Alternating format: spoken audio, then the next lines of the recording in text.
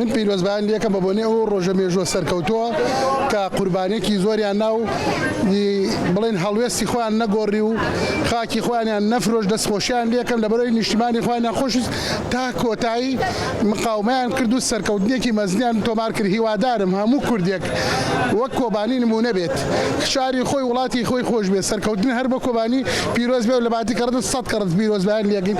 هیوادارم هەموو کوردێک هەڵوێستی کۆبانی هەبێت. کۆبانی خاکە وەتەنە نیشتیمانە. دەوڵەتی داگیر کورد مێژوویەکی هەیە لەگەڵ کووردا بە هەموو کاتێک لە هەر پارچەی کوردستان بێت ئەو گیانی خوێ بە کورد و ئەبێ کوردیش هەڵوێستی خۆی وەرگرێت، دژی تورک بۆسێت و حتا ئاخری قەترەی خوێنی دژایەتی بکە و لە خۆشمانە دەست پێ بگەین ناخێمە بەداخەوە لە کوردستانی باشوور خاک و نەوت و هەوا و هەموو شتێکی خۆمان تەسلیمی تورک کردووە. بەعکسی تورکیا ئەو دژایەتیە مەکە ئێمە دۆ سادەگەی ئەو لە خزمەتی ئێمانە دۆستێکی کاتی و دژمنێکی دایمی ئێمەیە.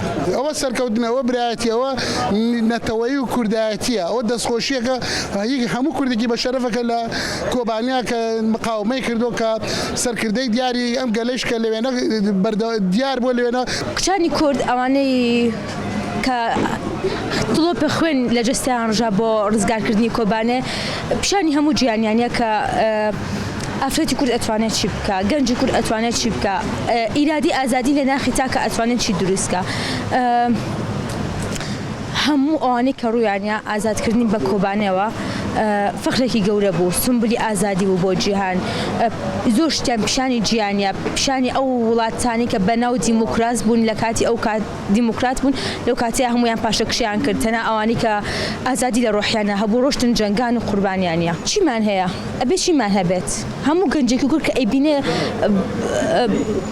بە بەرچەومانەوە داگیرەکرین، ئەکوژرین، ئەبردرین، یعنی ئەبێ چیمان هەبێت؟ هیچیشمان پێ ناکرێ. پێت وایە کەس نەبێت کە بتوانێت هیچ پێ بکرێت؟ ئەوانەی کە پێیان ئەکرێت خۆیان نایکەن، ئەوانەی کە پێیان ئەکرێت خۆیان نایکەن. ئەگینا لەوانەیە من وەکو خۆم هیچم پێ نەکرێت.